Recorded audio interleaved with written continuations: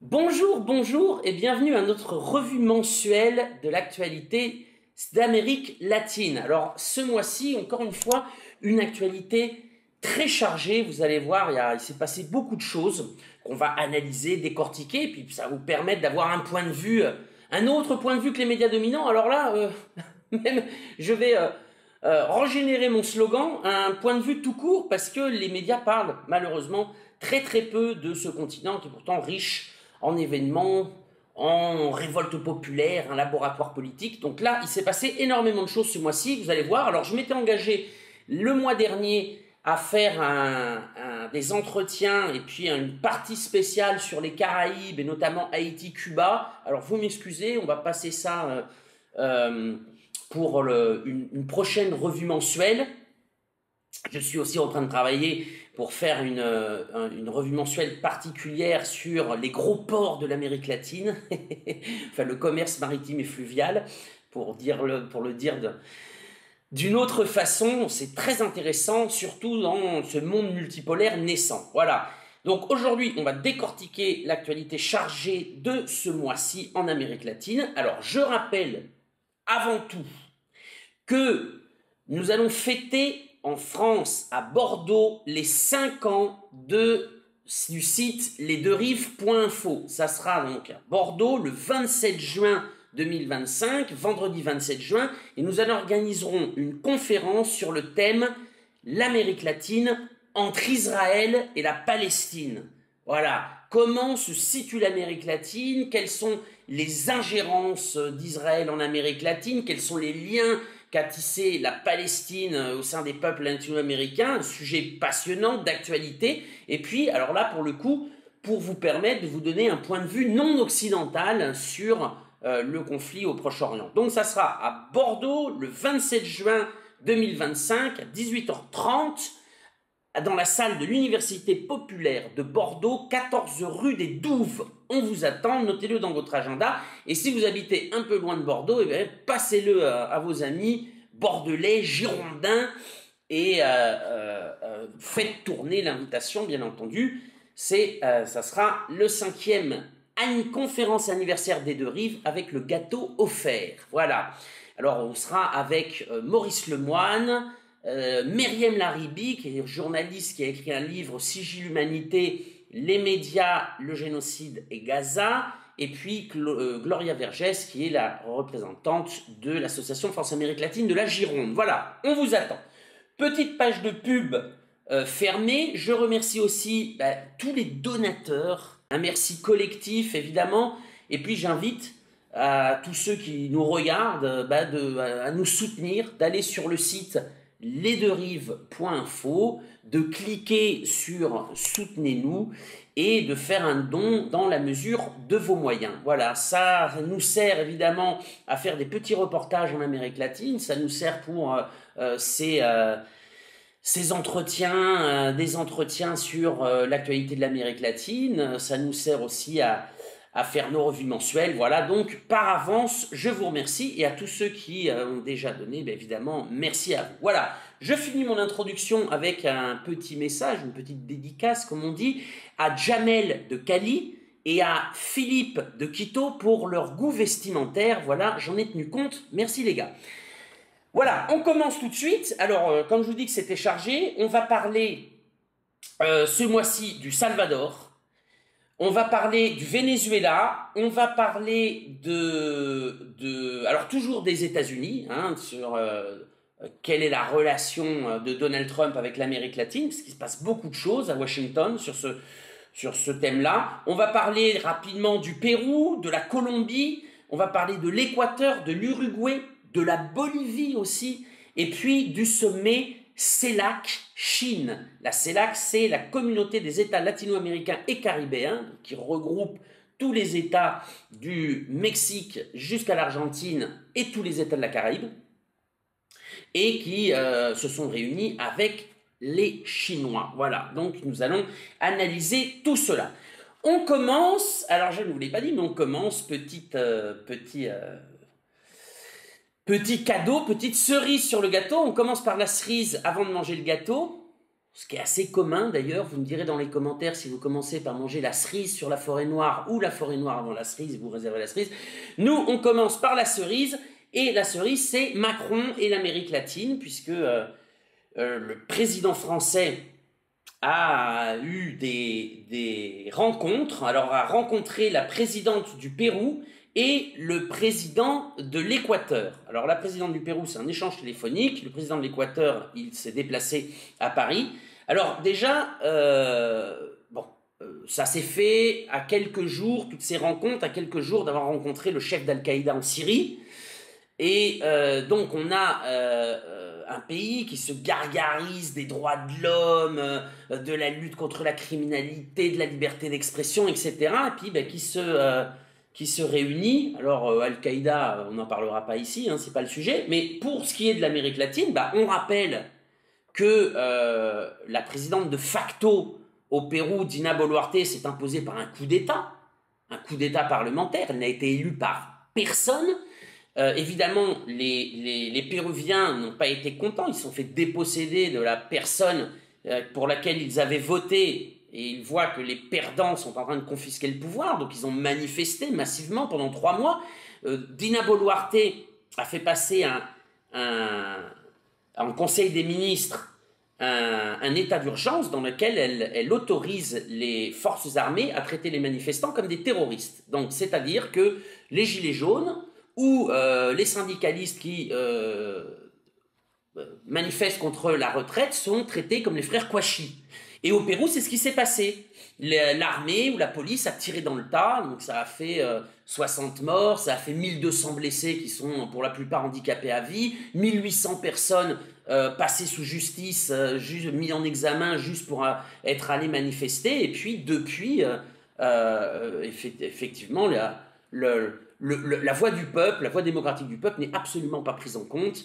Donc voilà, c'est pas un exemple de démocratie, c'est même un exemple d'un État failli où le crime organisé règne. Voilà, donc c'est les relations que tisse Macron en Amérique latine au nom de la démocratie, des droits de l'homme, liberté d'expression, etc. Dans le cas du président de l'Équateur, qui a été alors réélu visiblement par une fraude généralisée, encore une fois, on est un peu loin des critères démocratiques, non? En tout cas, dans la bouche de la diplomatie française.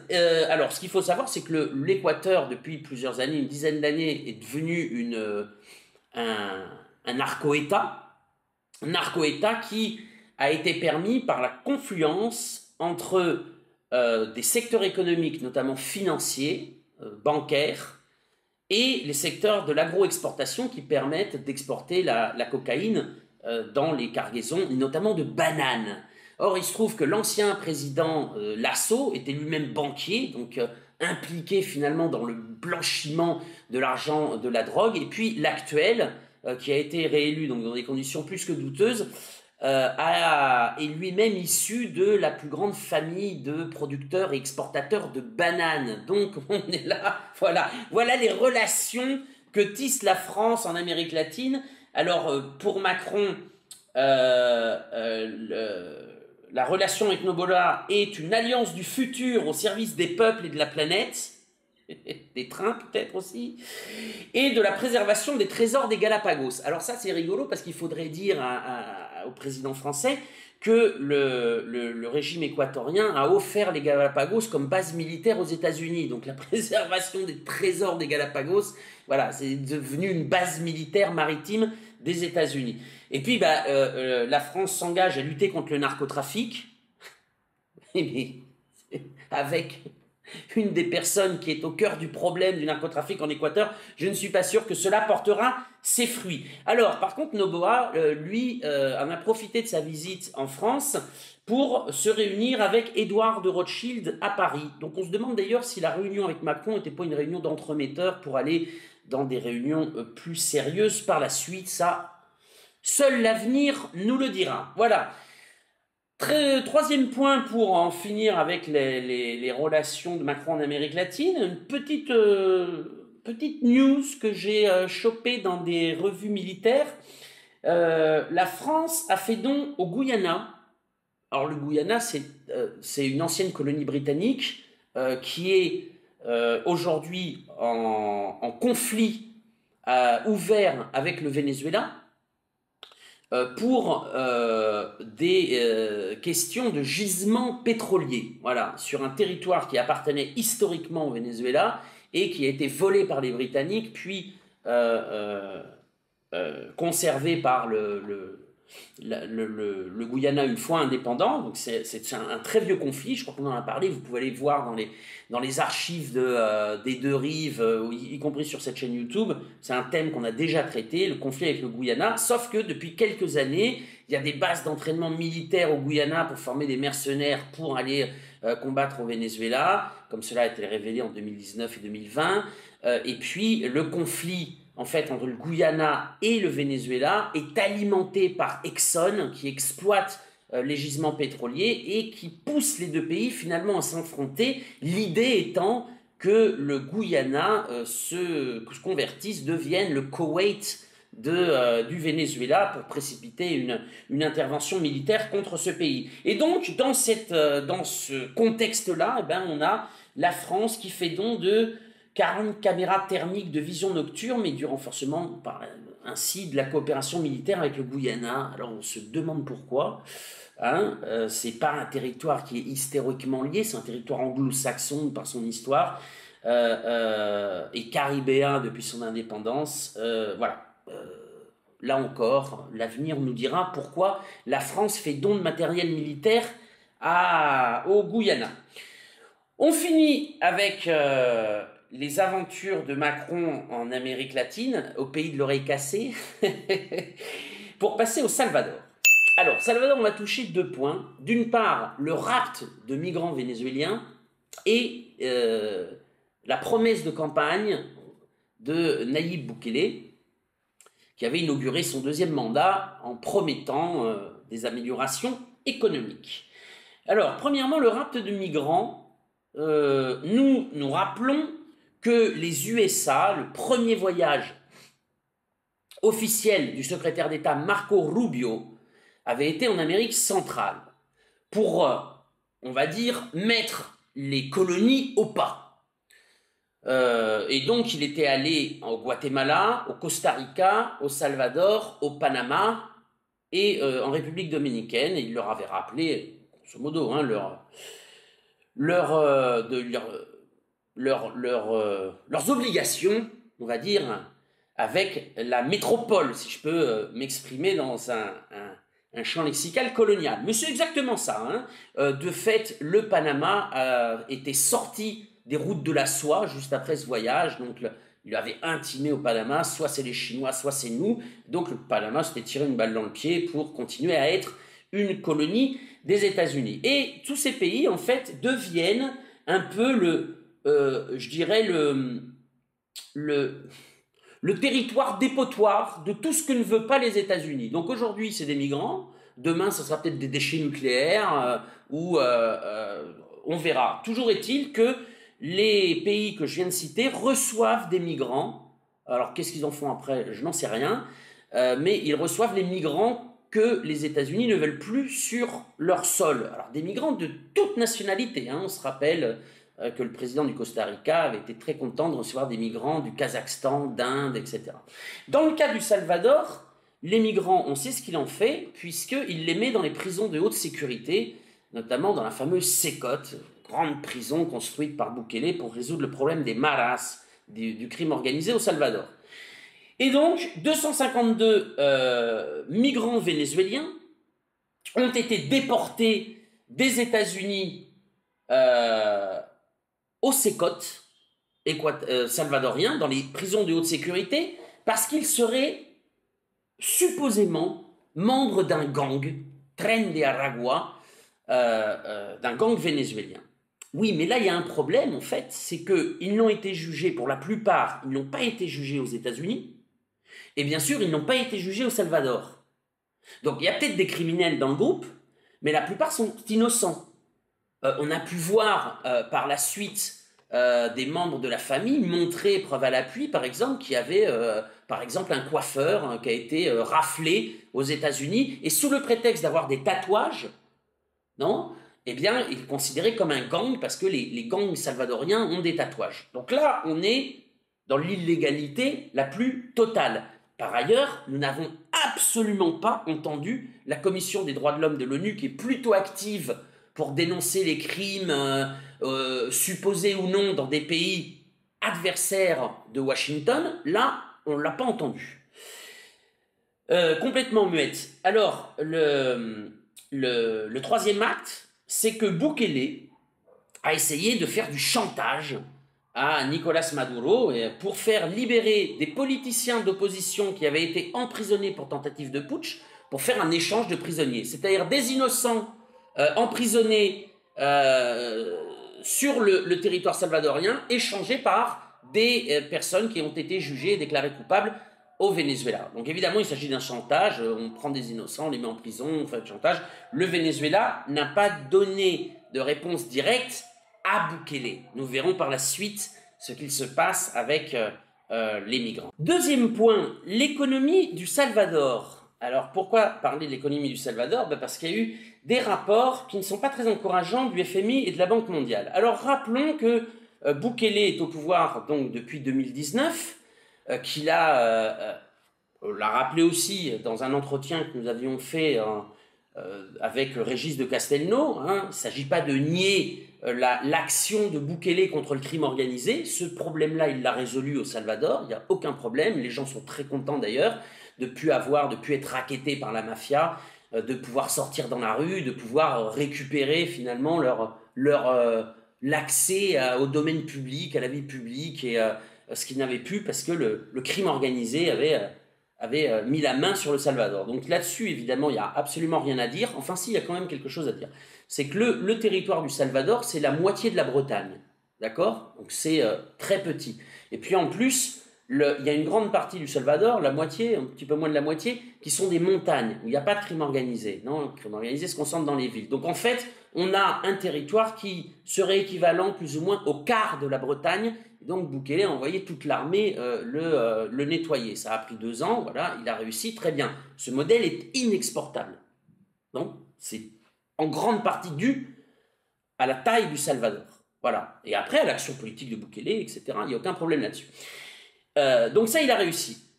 Il était conscient, évidemment, que la situation économique du Salvador n'était pas bonne. On va donner des chiffres. Le Salvador, c'est 30% de pauvreté, 70% d'économie informelle, un indice de développement humain parmi les plus bas de la planète et qui a baissé sous le mandat de Bukele.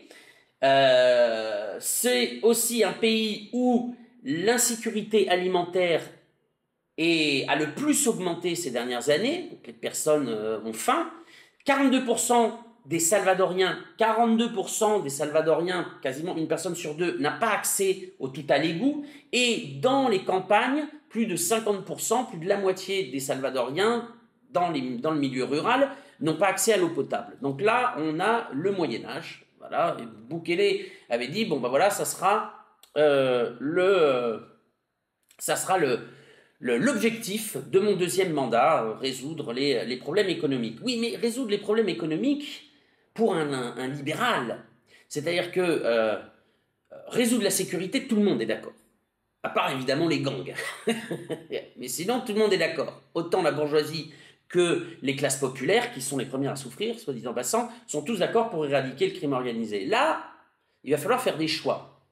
Et pour l'instant, Bukele ne fait pas de choix. C'est-à-dire soit un État fort, redistributeur, ou soit un État libéral dans lequel le marché a la mainmise. Et pour l'instant, les prévisions ne sont pas bonnes. Alors les chiffres viennent du FMI et de la Banque mondiale. Allez pas m'accuser d'aller chercher dans les médias genre Granma ou Télésourd, des médias liés à des gouvernements révolutionnaires. Non? Donc le FMI et la Banque mondiale ont revu la croissance à la baisse après que 2024 ait été lui-même moins haut. La croissance a été moins haute que prévu. Elle était en dessous des chiffres espérés. Ces institutions soulignent aussi le déficit fiscal et la FAO, donc l'agence des États-Unis pour l'alimentation et l'agriculture, alerte pour 2025 d'une possible crise alimentaire. le président de la Chambre salvadorienne des agriculteurs et des éleveurs, là encore, hein, on n'est pas dans du gauchiste, Luis Tremino révèle que les surfaces agricoles sont en baisse, que le Salvador est passé de 293 000 hectares de culture de céréales à 205 000, soit un tiers de moins. Et M. Tremino souligne le manque de politique publique dans le secteur. Voilà.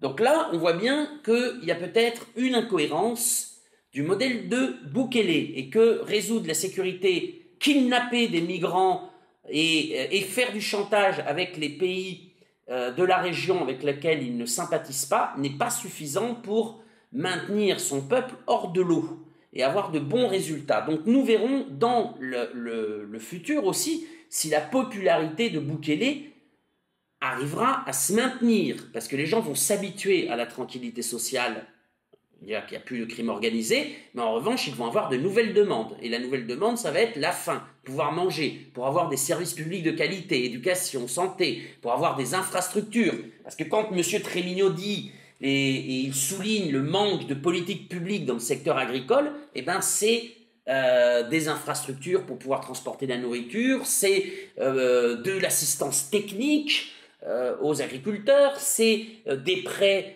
à bas prix pour pouvoir acheter des graines et les planter, c'est aussi comment dirais-je, une assurance si jamais il y a des phénomènes naturels qui empêchent les récoltes. Il va y avoir un phénomène du Niño très fort cette année, on verra comment ça va frapper le Salvador, d'autres pays aussi, mais le Salvador, bref, voilà, là il va falloir faire des choix.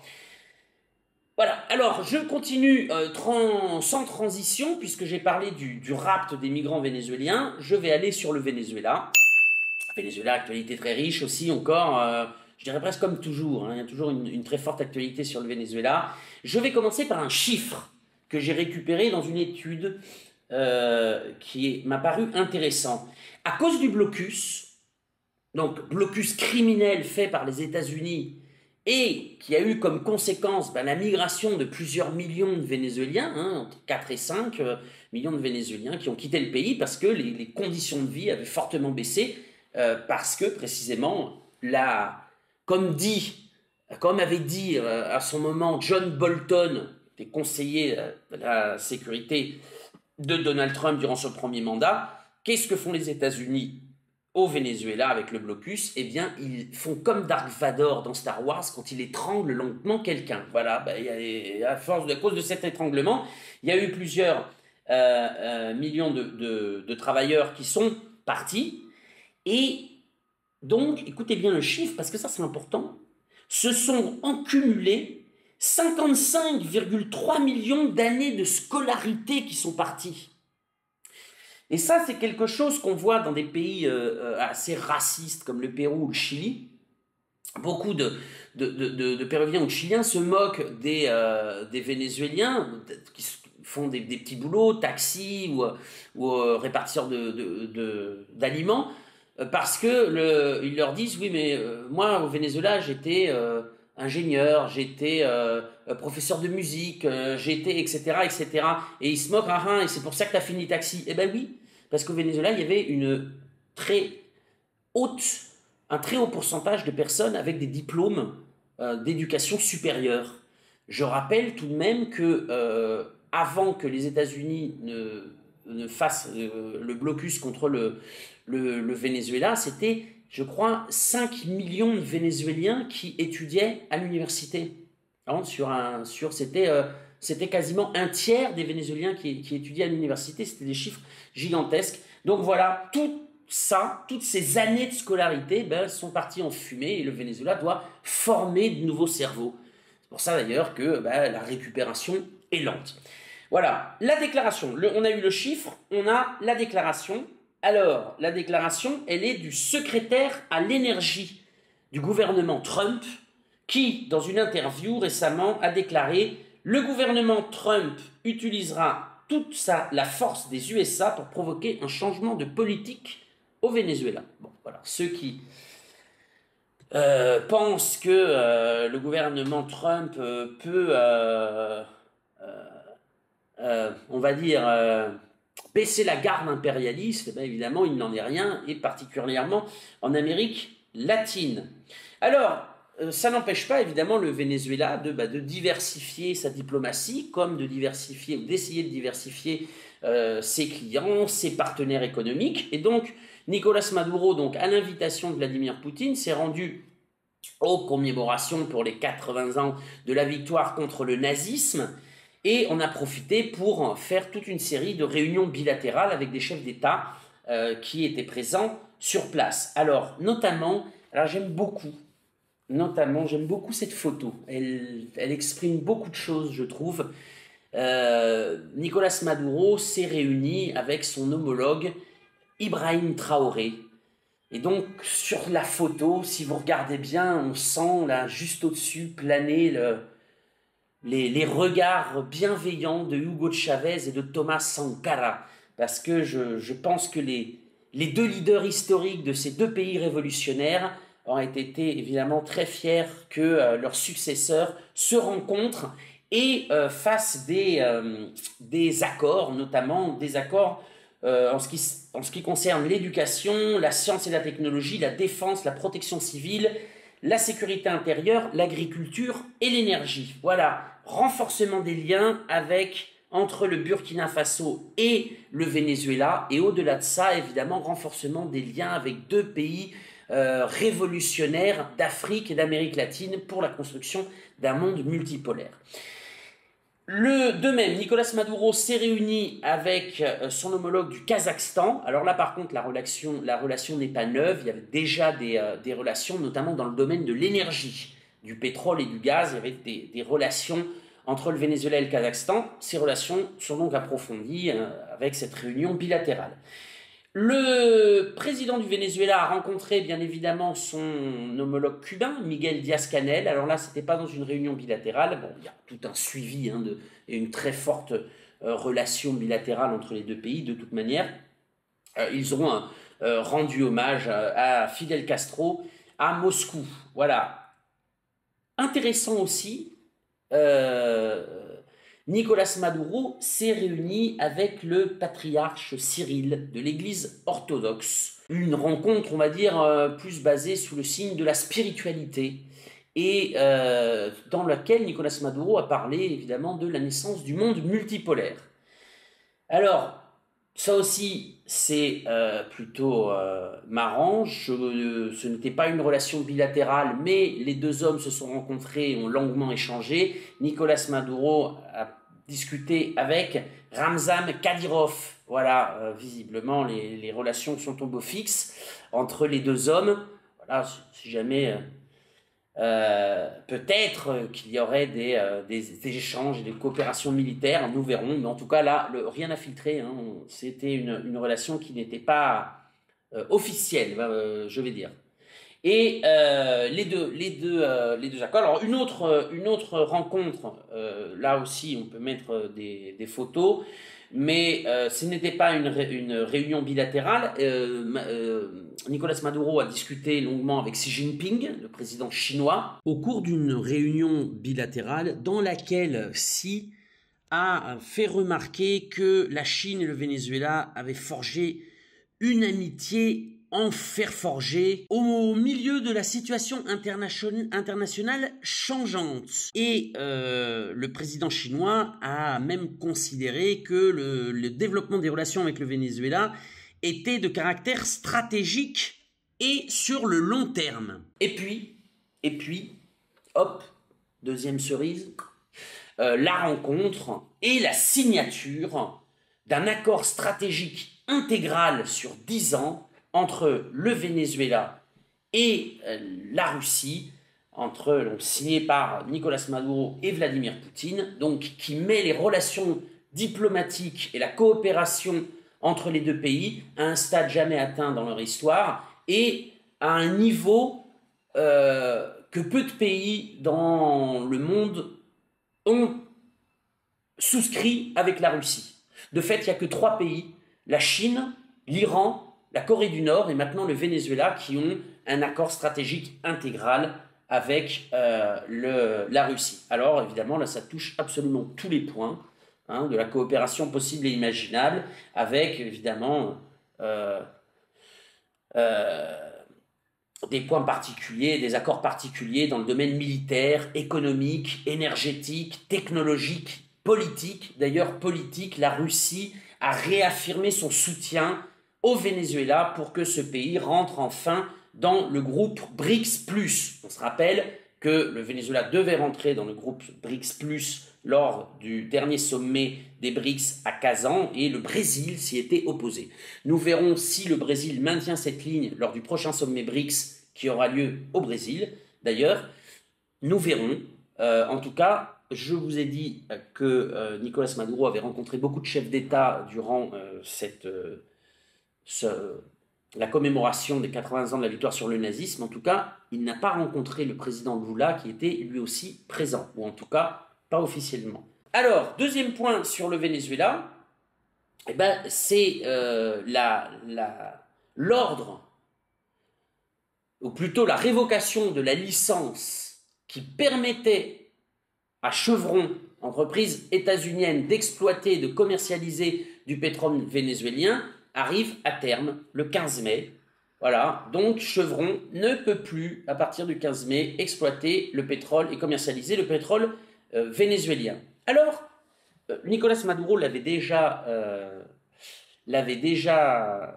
évoqué, mais il y a aussi plusieurs voix dans le milieu énergétique qui soutiennent que Chevron est aussi victime d'un règlement de compte politique avec ExxonMobil. ExxonMobil étant et exploitant le pétrole dans les eaux territoriales revendiquées par le Venezuela, mais sous le contrôle actuel du Guyana,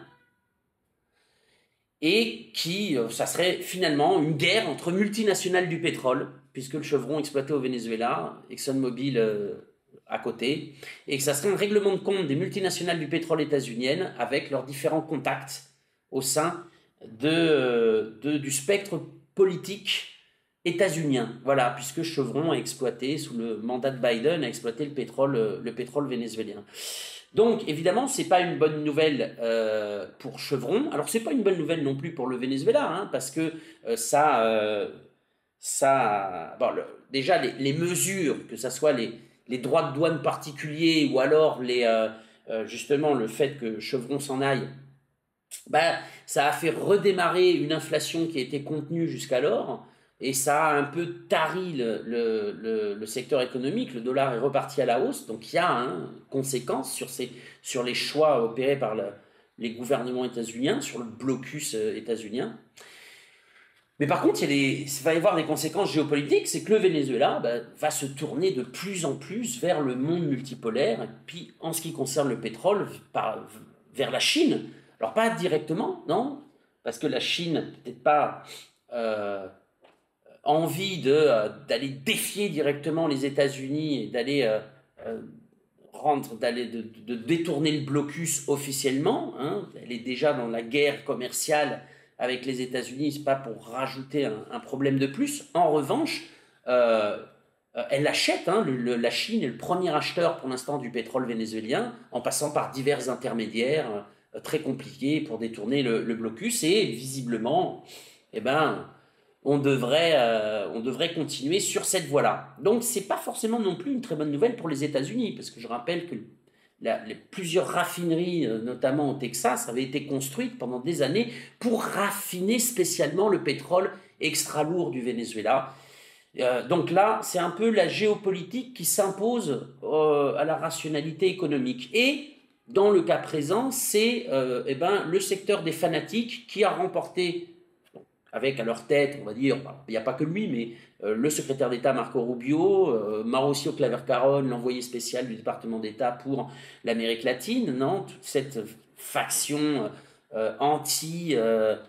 qui sont eux-mêmes d'origine latino, qui règlent leurs comptes à travers l'administration états-unienne, et donc qui ont gagné une bataille par rapport au secteur MAGA, non, qui est plus large, et qui est aussi un soutien de Donald Trump, et qui lui est beaucoup plus pragmatique, non, et qui est basé sur de la rationalité économique. Alors, Si effectivement le secteur fanatique a remporté un point, on en avait déjà parlé, mais bon là il faut le dire puisque ça arrive, là, les choses sont faites. En revanche, le secteur MAGA pragmatique a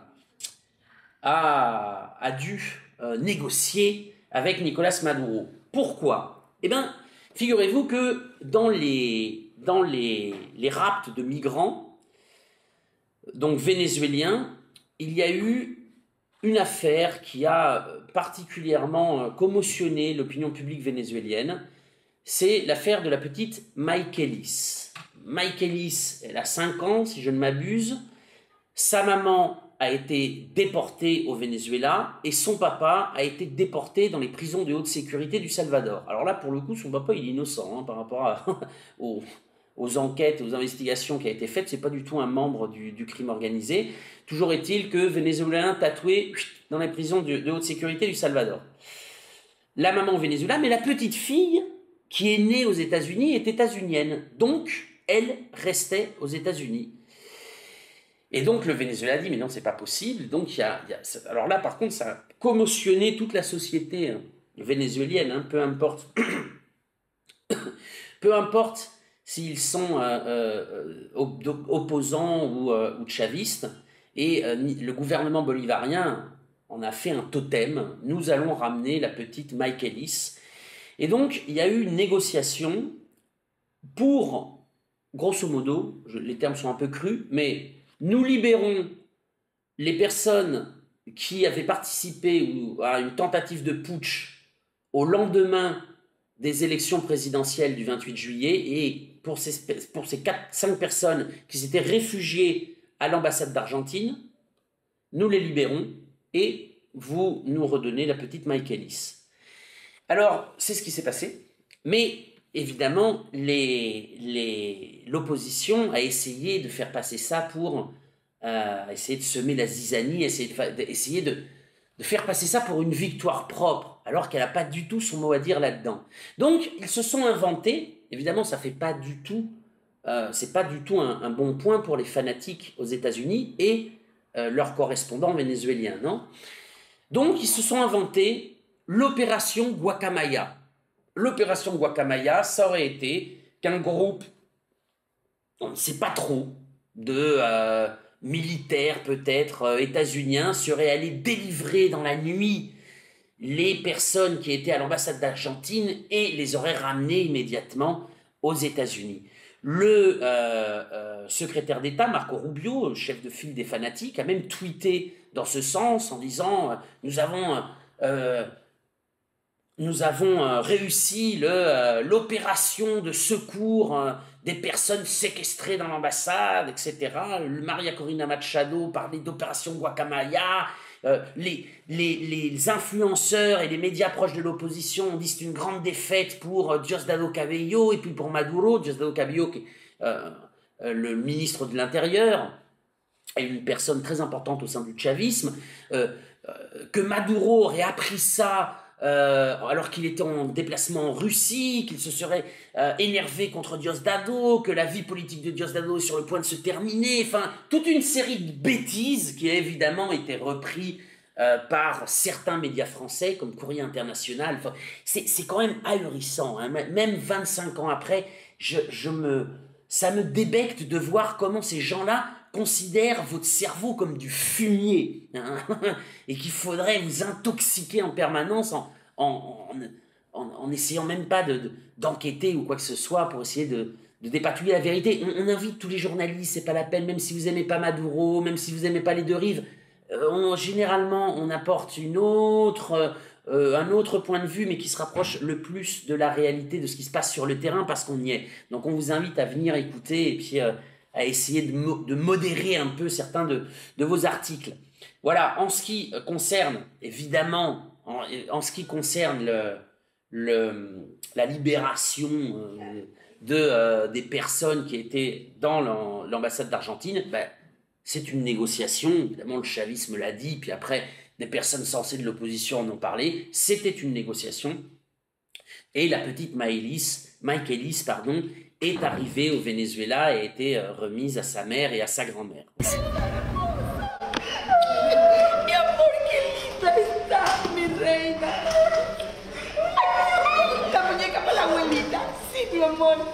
Voilà. Et Nicolas Maduro a dit, nous nous compromettons aussi à faire revenir toutes les Michaelis possibles et de libérer les personnes qui sont séquestrées dans les prisons de haute sécurité du Salvador. Et là, il y a un message très important qui a été donné, très très important. Quel est le message?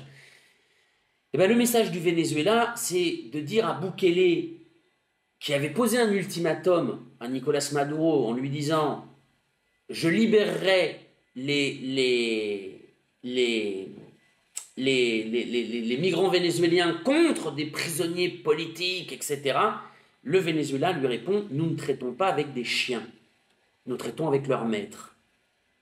Nous traitons avec Donald Trump, son administration, nous ne traitons pas avec le gouverneur du Salvador. » Parce qu'ils savent très bien, le Venezuela, que si, dans une négociation avec Donald Trump, les migrants vénézuéliens qui sont séquestrés au Salvador seront l'enjeu de cette négociation, Trump ordonnera à son employé qui gère le Salvador de les libérer. Voilà, on traite avec ceux qui ont le pouvoir, pas avec les sous-fifres. Voilà, ça c'est un message très important. Voilà, le Salvador évidemment est out, fuera de ranking, comme on dit, pour parler avec Nicolas Maduro et le gouvernement bolivarien. Alors, on était en train de parler donc, de la négociation avec les États-Unis. Là, donc, on va évidemment continuer. Alors, c'est pas une surprise, mais comme on invitait d'ailleurs les journalistes des médias mainstream à venir s'informer sur les deux rives, nous, ça fait 3 mois qu'on annonce que Donald Trump va mettre de l'ordre dans ses colonies sud-américaines en les enjoignant de choisir la Chine ou les États-Unis. Et que c'est un ordre impérial qu'ils devront s'y plier. Vous pouvez regarder, hein, on mettra peut-être quelques extraits, mais nous en avons parlé. Il est plus que probable que les États-Unis s'en prennent à des pays qu'ils colonisent politiquement et militairement, mais qui sont dépendants de la Chine au niveau économique. Et là, je parle de l'Équateur, du Chili et du Pérou. Et là, je pense que ça va coincer parce que pour la plupart de ces pays, il n'y a pas de plan B. Nous avons même traduit un article en parlant du Pérou qui explique dès février, qui explique ce qui, aujourd'hui, est en train de se passer. Voilà, alors on n'est pas Madame Soleil, hein. C'est juste qu'on fait de l'analyse sérieuse et telle qu'elle est, avec les déclarations des acteurs et puis encore les informations privilégiées auxquelles on peut avoir accès. Donc, qu'est-ce qui s'est passé? Donald Trump, dans un entretien à Fox News, a dit aux pays d'Amérique latine, soit vous êtes avec nous, soit vous êtes avec la Chine. Mais les deux ne sont plus possibles. Alors évidemment, Trump a notamment mentionné l'exemple du Panama. Regardez, en disant, regardez, le Panama, on lui a dit, soit tu continues avec les routes de la soie, et dans ce cas-là, tu vas nous trouver sur ton chemin, ou soit tu es avec nous. Alors les États-Unis, évidemment, le Panama a renoncé aux routes de la soie, c'est-à-dire aux accords intégraux avec la Chine. Alors ça, c'est très important, les États-Unis ne proposent rien en retour. C'est-à-dire, ils ne proposent que l'assujettissement. Et finalement, le fait que les pays ne seront pas déstabilisés, tout simplement. L'idée des États-Unis, c'est pas d'investir massivement dans des infrastructures, de faire de l'échange win-win, de développer les industries de transformation locale, comme il se passe dans les accords plusieurs accords qui ont été passés avec les Chinois dans les pays d'Amérique latine. Non, non, non. L'idée des États-Unis, l'idée générale des États-Unis, c'est des pays latino-américains totalement assujettis et totalement libéralisés dans lesquels ils pourraient rapatrier certaines de leurs entreprises qui sont en Chine pour les installer dans ces territoires conquis. Voilà, c'est ça l'idée. Ça n'apporte aucune plus-value, ça n'apporte pas du développement, ça apporte absolument que dalle. Et donc, évidemment, la menace de Trump, c'est pas une menace contre les pays qui ont fait leur choix, contre les pays dignes. C'est pas une menace contre le Brésil, c'est pas une menace contre le Venezuela, c'est pas une menace contre la Bolivie, c'est pas une menace contre contre le Nicaragua, contre Cuba, y compris actuellement, mais on y reviendra un petit peu plus tard, vous allez voir, donc je mets un petit bémol, mais y compris contre la Colombie. La Colombie est en train d'essayer timidement d'adhérer à l'initiative de la bande et la route. Non, c'est une menace ouverte pour les pays colonisés, mais qui se sont rendus dépendants économiquement de la Chine, notamment le Chili, le Pérou et l'Équateur, qui sont des colonies des États-Unis, mais dont le principal partenaire commercial et économique reste la Chine. Voilà. Alors, dans le cas du Pérou, alors là, les États-Unis ont encore été plus explicites, puisque lors d'une réunion du secrétaire de la Défense, donc Peter Hegseth, avec son homologue péruvien Astudillo et le ministre des Affaires étrangères péruvien Chalmer. Alors là, par contre, il les a sommés de freiner les relations avec la Chine et de renforcer la coopération militaire avec les États-Unis. Et le pire, c'est qu'un pays digne... Aurélie, attendez, nous avons un partenaire commercial vers lequel nous exportons 36% de ce que nous exportons actuellement. Un partenaire qui est très implanté dans les secteurs miniers, dans le secteur de l'énergie, dans le secteur des infrastructures portuaires. Un partenaire qui, entre autres, possède la production, la transmission et la commercialisation de 100% de l'électricité de la capitale et de la région capitale. 100%, c'est-à-dire que l'électricité pour un tiers de la population péruvienne est produite par une entreprise publique chinoise. Voilà ce qu'aurait répondu un ministre d'un pays digne. Là, les deux larbins, ils y ont trouvé absolument rien à redire. Et en off, je peux vous soutenir, alors très bien informé pour le coup, que le ministre des Affaires étrangères péruvien s'est entretenu avec Christopher Lando, qui est le vice-secrétaire d'État, on va dire le ministre des Affaires étrangères adjoint, et s'est compromis à désignifier l'économie péruvienne. Et là, c'est intéressant parce qu'on a des larbins, évidemment, des États-Unis au pouvoir, mais il n'empêche qu'il y a un secteur patronal péruvien dont la survie dépend des relations économiques avec la Chine. Et comment va... Alors, ce que je viens de dire sur le ministre des Affaires étrangères, il ne l'a pas dit publiquement. Il l'a dit dans un contexte privé qui m'a été rapporté. Mais pourquoi il ne l'a pas dit publiquement? Parce que ça serait la révolution au sein d'une grande partie du patronat péruvien, qui fait des grandes affaires avec les Chinois, et dont la perspective de soutenir cette relation commerciale par le port de Chancay est immense.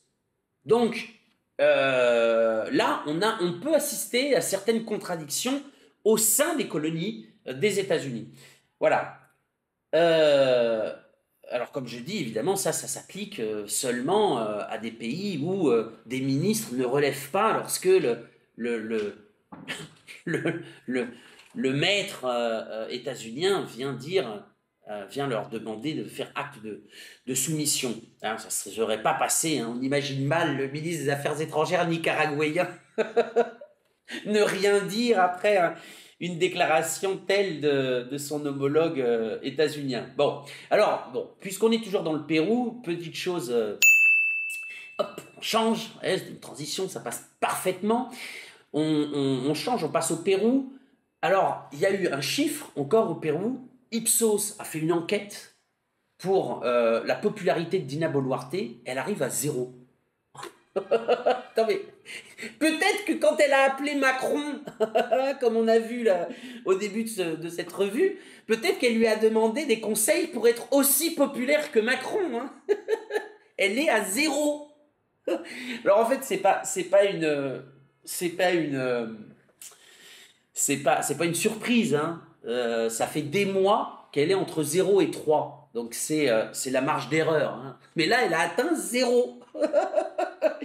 Donc évidemment, c'est un pantin d'un cynisme qui dépasse tout entendement, alors qu'il y a une crise économique au Pérou assez forte. Les gens tirent la langue, ils n'arrivent pas à boucler, je dirais même pas les fins de mois, ils n'arrivent même pas à boucler la première semaine du mois.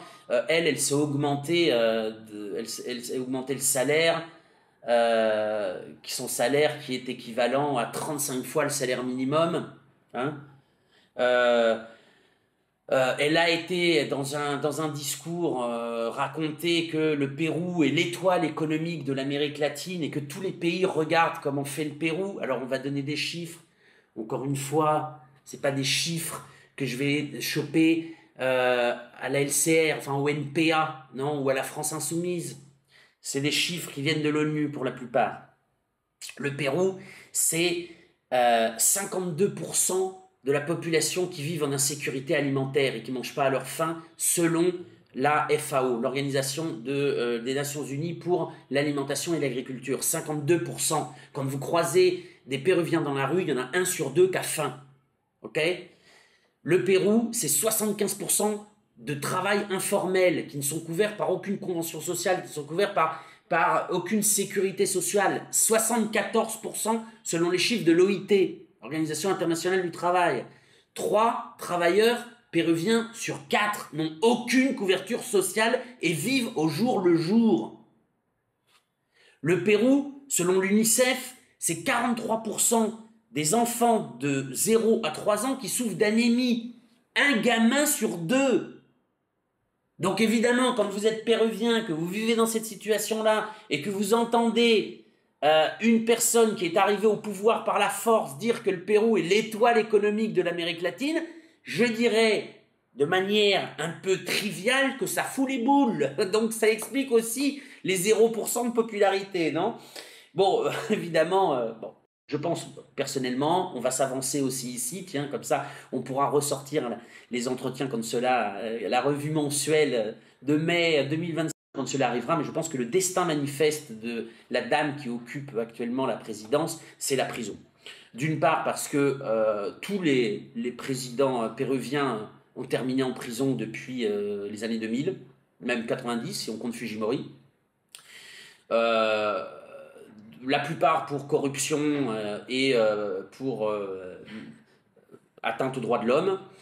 Et par contre, certains de ces présidents avaient ou ont une popularité relative, mais ils avaient une popularité et ils avaient des partis politiques qui étaient derrière. Madame Boluarte qui a massacré 50 personnes ou 60 personnes, qui a massacré 60 personnes, qui est dans des cas de corruption manifeste, qui est juste protégée temporairement par le pouvoir judiciaire parce que finalement c'est des échanges de bons procédés. Le cas des Rolex, le cas des préfets, des ventes de titres de préfets contre de l'argent. Enfin bref, il y a toute une série d'affaires plus lugubres les unes que les autres qui, à mon avis, vont éclater dès l'instant où il ne sera plus président. Voilà. On verra. Mais je ne vois pas pourquoi une personne qui a 0% de soutien ne terminerait pas en prison alors que des présidents qui étaient aussi coupables, hein, mais qui avaient un soutien populaire, ont terminé eux aussi. Nous verrons dans les prochaines années. Voilà. Je ne pars pas du Pérou sans faire mention au pape. Alors je ne vais pas non plus m'éterniser sur la question pour 2 raisons. Parce que nous avons fait un entretien avec le prêtre Prière Riufray sur la question. Il est sur la chaîne YouTube. Et je vous invite à aller sur le site lesdeurives.info à lire un article du média péruvien La Línea sur ce pape péruvien, donc qui a alors déchaîné les passions au Pérou, hein, parce que alors il y a des images par exemple des séminaristes dans la ville de Chiclayo où il a été évêque, qui à l'annonce de sa nomination, on remettra ça aussi, c'est particulièrement émouvant. Les Péruviens ont été très très fiers.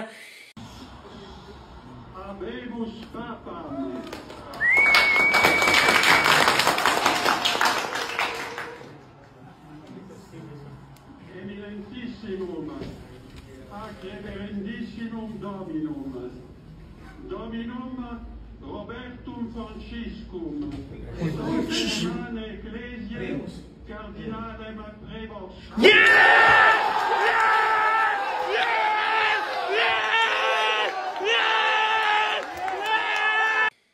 Et alors vous venez me dire, oui mais c'est un pape, il est né aux États-Unis. Oui effectivement, et d'ailleurs c'est assez drôle parce que les médias occidentaux ont dépêché des gens à Chicago, lieu de naissance du pape, et finalement ben, Chicago, enfin dans un pays protestant, bon c'est pas une... ouais très bien, mais c'est pas la nouvelle qui va motiver les gens. Et les journalistes sont arrivés plusieurs jours après au Pérou. Et alors, c'est drôle parce qu'il y a un quartier de Lima, le quartier le plus excentré, qui s'appelle Chiclacayo. Et donc, on a vu des journalistes arriver à Chiclacayo et les gens leur disaient non, c'est pas Chiclacayo, c'est Chiclayo, dans le nord du Pérou. Donc, bref, là, par contre, ça a déchaîné les passions. Et donc, ce pape, ben, on va dire, a un pied dans les deux mondes. Il a un pied dans le monde catholique occidental et un pied même plus qu'ancré dans le catholicisme du sud global. Et ça c'est intéressant parce que les deux mondes paraissent ne plus se comprendre, y compris dans leur spiritualité. On se rappelle par exemple sur la position sur les migrants du pape François, donc, qui a, on va dire, été très critiqué en Europe par exemple, qui reçoit des migrants. Mais par contre, dans les pays du Sud, notamment des pays moteurs de la foi catholique, comme le sont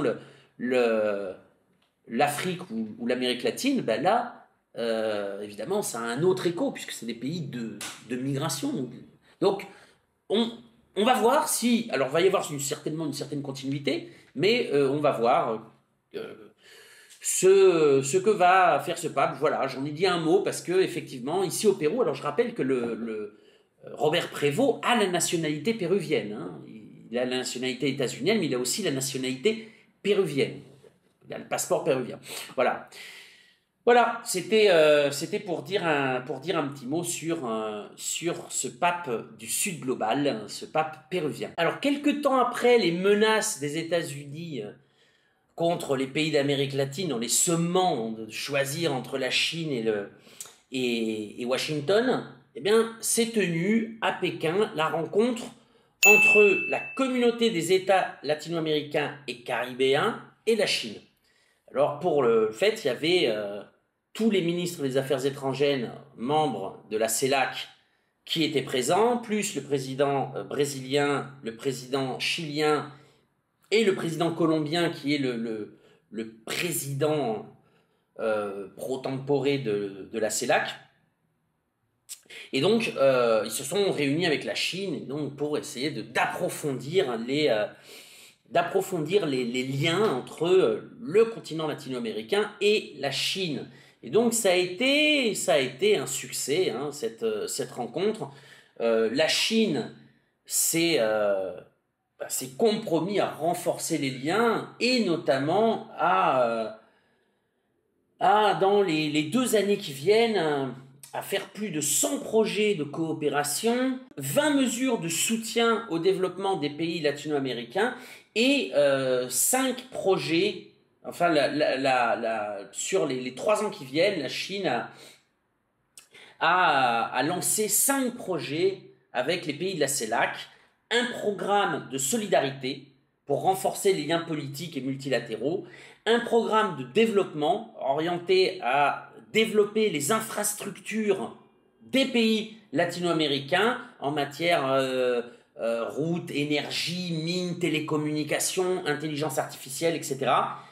Un programme qu'ils appellent de civilisation pour les échanges culturels, la protection du patrimoine, un programme de paix pour la sécurité régionale, hein, c'est intéressant aussi, et un programme de connectivité peuple à peuple pour la formation des enseignants, des bourses pour que des étudiants latino-américains puissent aller en Chine, faciliter l'obtention de visas, ou voire même annuler des visas, etc., etc. Voilà, les États-Unis ne proposent pas grand-chose, hein.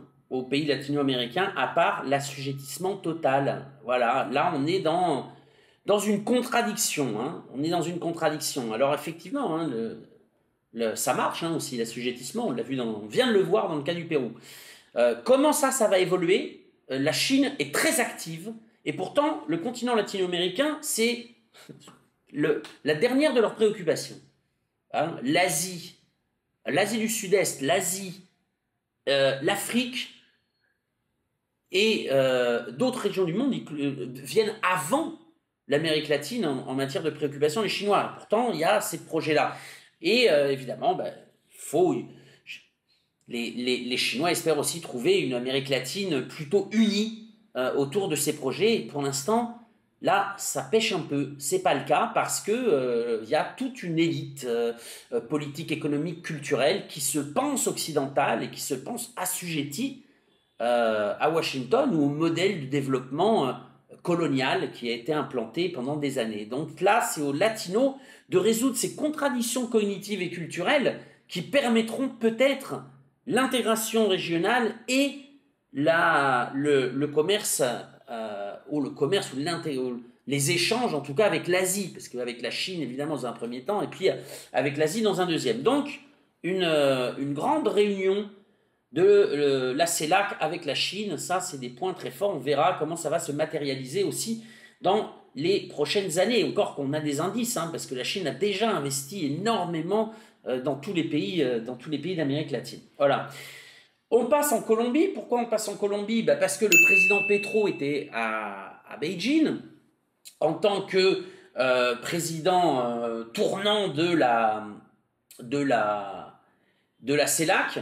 Alors, la Colombie, on le rappelle, c'est un pays de l'OTAN. Hein, c'est un pays allié traditionnel de Washington dans la région. Et Petro a lancé son pays sur l'adhésion de l'initiative de la bande et la route, donc ce qu'on mal nomme en Occident la route de la soie, les nouvelles routes de la soie. Et du point de vue colombien, ça permettrait d'équilibrer le déficit, puisque pour l'instant, la Colombie exporte pour 2,7 milliards de dollars à la Chine et importe pour 14 milliards. Donc l'idée de Petro, c'est que l'accord soit négocié, ne soit pas imposé, mais négocié pour permettre à la Colombie de pouvoir exporter et de pouvoir tirer profit, notamment dans le développement de ses technologies, dans le développement de son industrie, etc. etc.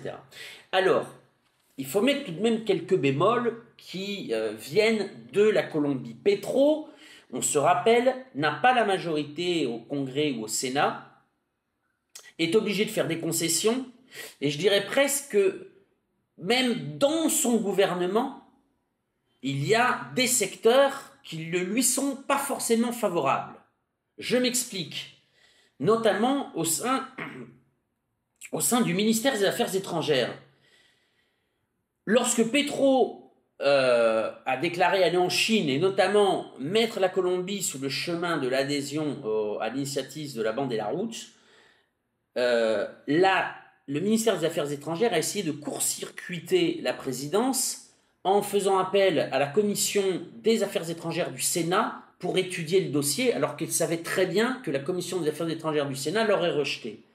Donc Petro a mis un terme là-dessus, a dit ça c'est du domaine de la présidence, il a interdit à ses ministres des Affaires étrangères de se présenter au Sénat. Voilà. C'est pas la première fois qu'il y a ce genre de rencontre entre la présidence, qui constitutionnellement dirige les affaires étrangères, et le ministère des Affaires étrangères. Petro, par exemple, a pris plusieurs fois position pour le président péruvien Pedro Castillo, qui est en prison actuellement, qui a été démis de ses fonctions par un coup d'État le 7 décembre 2022. Petro a été un des premiers à montrer sa solidarité avec Pedro Castillo et à rompre les relations diplomatiques avec le Pérou. Or, Petro n'a pas changé sa ligne, mais le ministère des Affaires étrangères a repris les relations diplomatiques avec le Pérou. Comment on peut expliquer ça? Je ne sais pas. De même en Équateur, le ministère des Affaires étrangères a été un des premiers à reconnaître la victoire de M. Noboa, alors que celle-ci serait entachée de fraude électorale. Petro dénonce les fraudes électorales et ne reconnaît pas M. Noboa. Donc il y a une espèce de vision duelle un peu bizarre en Colombie euh, ben, qui montre que cette adhésion aux nouvelles routes de la soie, je vais reprendre le vocable occidental là-dessus, va être assez difficile de soutenir, ou en tout cas suscite des interrogations sur le temps un peu plus long. Et notamment parce que l'accord avec la Chine n'est pas un accord avec une obligation légale, ça c'est le président Petro qui l'a dit, mais une série de mémorandums, en tout cas entre ministères. Et donc on peut se poser la question, si l'année prochaine gagne ces ultralibéraux occidentaux, défenseurs du monde occidental et alignés sur Washington, est-ce qu'ils continueront ou pas, ou est-ce qu'ils feront comme le Panama de se retirer de l'initiative de développement chinois? Là, encore, on ne sait pas, surtout que les États-Unis ont évidemment réagi immédiatement. Les États-Unis, par la voix de leur chargé d'affaires à Bogota, ont pris note du rapprochement du gouvernement colombien avec des pays non démocratiques comme la Chine. Bon, évidemment, là, c'est encore ça fait rire aujourd'hui ces invocations de démocratie par les pays occidentaux, mais voilà, ils prennent note. C'est-à-dire que pour l'instant, ils font rien, mais à mon avis, dans le futur, ils pressionneront un gouvernement plus enclin à l'assujettissement si les élections en Colombie devraient rebattre la donne. Alors surtout que la tâche est dure en ce moment pour le gouvernement Petro et le peuple colombien, puisque Petro a voulu faire une réforme timide, mais une réforme tout de même du système des retraites, pour que la retraite soit plus universelle. Ça a été nié par le pouvoir législatif. Une réforme du code du travail aussi qui a été niée par le législatif. Donc il a le président qui a un peu les mains liées, mais tout de même qui conserve l'initiative, et donc il a dit nous allons faire un référendum populaire pour demander aux Péruviens n'importe quoi, aux Colombiens, s'ils sont d'accord avec la réforme du code du travail, avec la réforme laborale. Sauf que de manière frauduleuse, le Sénat colombien a stoppé la possibilité d'une consultation populaire. Aujourd'hui, le président Petro a repris la balle et repris l'initiative en convoquant des manifestations dans toute la Colombie pour soutenir ce référendum, qu'un référendum, encore une fois, la voie démocratique pour savoir si la réforme du travail doit être... alors, une réforme du travail progressiste, qui favoriserait le travailleur au détriment du capital. Donc voilà, il va y avoir des manifestations en Colombie. Le président Petro a interdit à l'armée et à la police de réprimer. Donc il essaie de reprendre le contrôle de la rue, de reprendre l'initiative pour que juste le peuple dise son avis. Non, donc là, il y a évidemment un noyautage de la démocratie colombienne contre les aspirations populaires qui ont porté Gustavo Petro à la présidence. On verra, alors, certainement, on aura d'autres informations dans la revue du mois prochain pour savoir comment cette histoire se terminera. Voilà. Alors, voilà pour la Colombie. Alors, quand le président Petro était en Chine, il s'est quand même... Ça, c'est incroyable aussi. C'est-à-dire qu'il a réagi comme un occidental. C'est-à-dire qu'il a signé un protocole d'adhésion aux routes de la soie, et puis dans le même temps, peut-être pour donner des gages aussi aux États-Unis, sa manœuvre n'est pas aisée à Petro. Alors il a essayé de convoquer une réunion de la CELAC avec les États-Unis. Pour l'instant, on verra ce que ça donne. Et puis, il a critiqué la Chine selon lui, sur le manque de préoccupation écologique de la Chine. Alors, venant d'un pays dont la base de l'économie, c'est la cocaïne et l'exploitation minière pour blanchir l'argent de la cocaïne, c'est un peu gonflé. Venant d'un gouvernement qui a mis $1 milliard pour relancer l'industrie pétrolière en Colombie, c'est aussi un peu gonflé. Il faut voir aussi les actes derrière les mots du président Petro sur l'écologie. Mais en plus, il se trompe parce que ça fait à la limite, il y a 15-20 ans, pourquoi pas, mais ça fait 20 ans que la Chine est un des principaux pays qui investissent dans l'énergie propre, qui investissent dans l'énergie renouvelable, dans des technologies propres, etc. Et donc, alors d'une part, ça montre l'inculture de Petro par rapport à la Chine, mais à la limite, il n'est pas le seul dans ce cas-là. Et puis ça montre aussi ces tendances un peu à penser comme un occidental, c'est-à-dire on va signer, mais on va critiquer. Eh ben, si tu critiques, tu signes pas. Et voilà, tout simplement. Une espèce de tendance à la double morale, hein. On connaît bien ça en Europe. Bon, je pense que les Chinois ne sont pas dupes. De toute façon, je pense qu'ils passent au-dessus d'ailleurs de ce genre de réflexion. Voilà. Alors, on finit sur l'Équateur. Pourquoi l'Équateur? Eh bien, l'Équateur, donc le président Noboa a été réélu.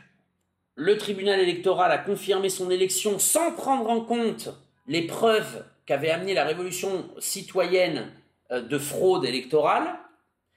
Et alors, il y avait un problème, c'est que Noboa n'avait pas la majorité au Parlement. Eh bien, il a été se constituer une majorité avec les voix du parti indigéniste qui s'était allié avec la révolution citoyenne. Alors, pour beaucoup ont crié à la trahison. Quoi? Le parti indigéniste, des indigènes de l'Équateur, s'allie avec l'ultra-droite, l'ultra-libérale, narco-mafieuse, etc. Ben oui, mais en réalité, c'est pas une surprise.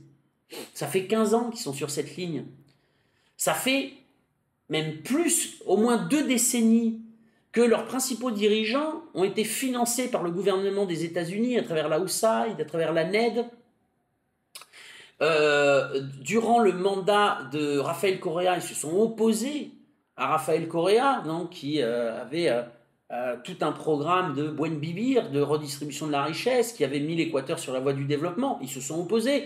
Lorsque Lénine Moreno a fait le virage néolibéral en 2017, ils ont voté toutes les lois néolibérales, toutes. Pachacoutic a voté toutes les lois néolibérales. Ils ont voté pour extrader, pour sortir Julian Assange de l'ambassade équatorienne à Londres. Ils ont voté pour mettre un terme à la UNASUR et à récupérer les installations. Ils n'en ont rien fait d'ailleurs, soit dit en passant. Je veux dire, il y a tout un espèce de mythe sur le fait, et encore là, on est dans l'identitarisme de gauche, de dire, oh là là, ils sont indigènes, donc ils sont de gauche. Mais pas du tout. Pas du tout. Dans les faits, ça fait 15 ans qu'ils sont des ultralibéraux avec une idéologie racialiste. Donc, finalement, leur vote aux côtés des ultralibéraux et de ce régime narco et mafieux n'est pas une surprise. Donc, ça donne la présidence à M. Nils Olsen, qui est un député du parti du président Noboa, qui, là, pour le coup, bénéficie de absolument tous les pouvoirs. Voilà. Uruguay, Pepe Mujica est décédé à 89 ans. Vous connaissez tous Pepe Mujica, vous l'avez vu dans des documentaires, vous l'avez certainement vu dans des articles qui parlent de lui. Alors, c'était un président qui a changé un peu l'Uruguay, qui a fait passer l'Uruguay dans un gouvernement progressiste, hein, à partir de l'année 2005, mandat de Tabaré Vázquez. Pepe Mujica était ministre, puis il va être président à sa suite. Et il est connu parce qu'il était très humble. Et, chose assez rare dans le monde politique, il disait ce qu'il faisait, il faisait ce qu'il disait, et il avait une vie à la mesure de l'humilité qu'il préconisait dans ses discours politiques. Voilà, et c'est pour ça qu'il était assez célèbre. Il vivait dans une maison très humble. Les samedis, il allait manger une pizza avec sa femme, y compris en étant président. Donc, évidemment, il y a beaucoup de choses de ça qui sont liées à l'Uruguay aussi. Hein. C'est pas possible dans d'autres pays qui sont très polarisés politiquement. On n'imagine pas Macron et Brigitte aller bouffer une pizza en terrasse sur le port de Marseille avec un seul garde du corps. Je veux dire... Je pense que ça se terminerait pas très bien. Donc voilà, donc bon, c'est ce que faisait Monsieur Mourika. Il était très apprécié par son peuple et même au-delà du peuple. Alors par contre, après au niveau politique, il y avait aussi quelques controverses. Hein. Le fait que il se soit opposé plusieurs fois d'ailleurs au gouvernement révolutionnaire de l'Amérique latine. Le fait qu'il ait critiqué plus d'une fois la Chine ou le gouvernement de Monsieur Poutine. Le fait que il est aussi critiqué la UNASUR au moment où la UNASUR était sous les coups des gouvernements de, de droite de la région, aligné sur Washington. Le fait qu'il ait eu une relation aussi parfois assez tendue ou ambiguë avec la voisine argentine et particulièrement avec sa présidente, enfin son ex-présidente Cristina Kirchner. Bon, il y a tout un panel hein, aussi de faits politiques hein, qui, on va dire, pourraient, en tout cas, rabaisser un peu la légende qu'il est devenu.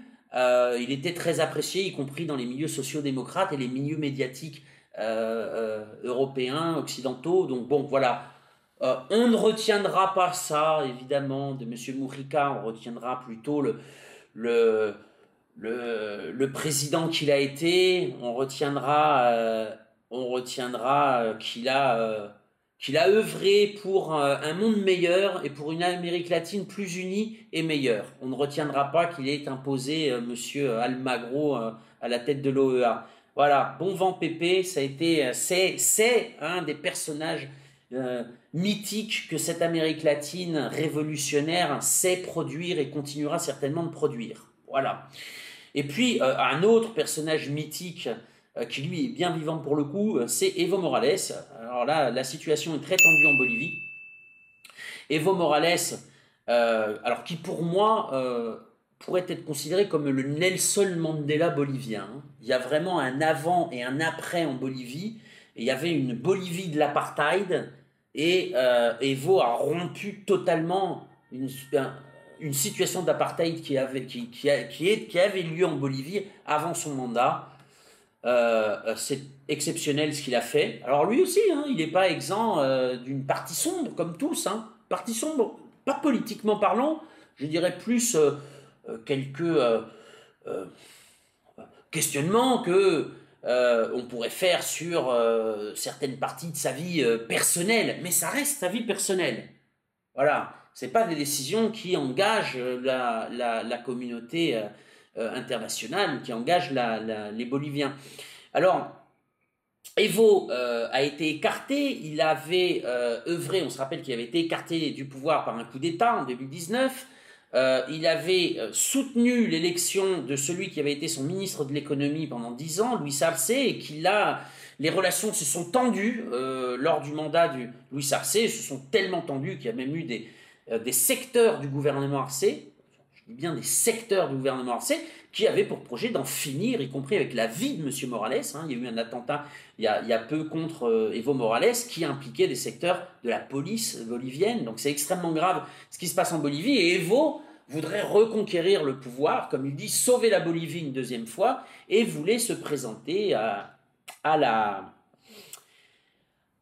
l'élection présidentielle, et il en a été empêché par le tribunal constitutionnel. Alors, en Bolivie, les juges et les magistrats sont élus. Or, il se trouve que ces magistrats-là ont dépassé leur mandat. Normalement, ils devraient remettre leur mandat en jeu lors d'une élection populaire. Ce n'est pas le cas depuis décembre 2023. Donc déjà l'inhabilitation, l'inéligibilité de Evo qu'ils ont dictée n'est pas vraiment légale. Et puis en plus, il se base sur la Constitution, comme quoi un président ne peut pas se représenter plus de 2 fois de manière continue. Mais sauf que là, c'est pas continu. Il y a eu un mandat illégitime et un mandat légitime entre la dernière présidence d'Evo Morales et cette nouvelle élection qui aura lieu en août 2025, donc dans quelques mois. Donc en fait,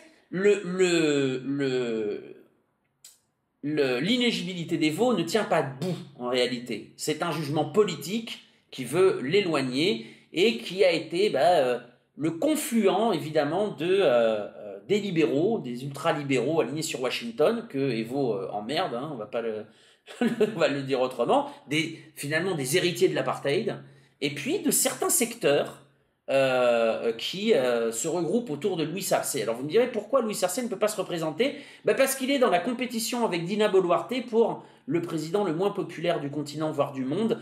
Alors Luis Arce est un petit peu au-dessus quand même de Madame Boluarte, il est autour de 4-5% d'opinion favorable. Donc il sort de la marge d'erreur, hein. Madame Boluarte elle est à 0, donc elle a gagné, hein. Elle est hors concours. Mais donc évidemment il ne va pas se représenter, hein. Il a pris une décision à la François Hollande. Et par contre celui qui s'est lancé, c'est Andrónico Rodríguez, qui est président du Sénat, qui est de cette génération qui s'est développé politiquement avec Evo Morales. Et Andrónico s'est lancé. Alors il s'est lancé alors que Evo n'avait pas été rendu inéligible. Donc ça crée une certaine tension. Hein. Et puis il y a quand même une certaine impatience. Il est très jeune, Andrónico.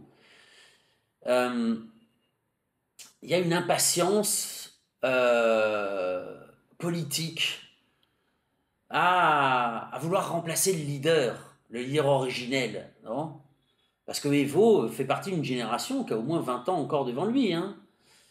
Et donc il ferait sauter une génération aussi, une génération de personnes qui se sont préparées pour prendre le pouvoir, mais comme le leader a eu le pouvoir très jeune, finalement tu as une génération qui est sous l'ombre. Là, dans le cas d'Andrónico, peut-être que c'était un peu pressé. Alors beaucoup disent, oui, mais Andrónico, il peut réunir les deux tendances, c'est-à-dire la tendance de Evo Morales et puis la tendance plus gouvernementale qui était autour de Luis Arce.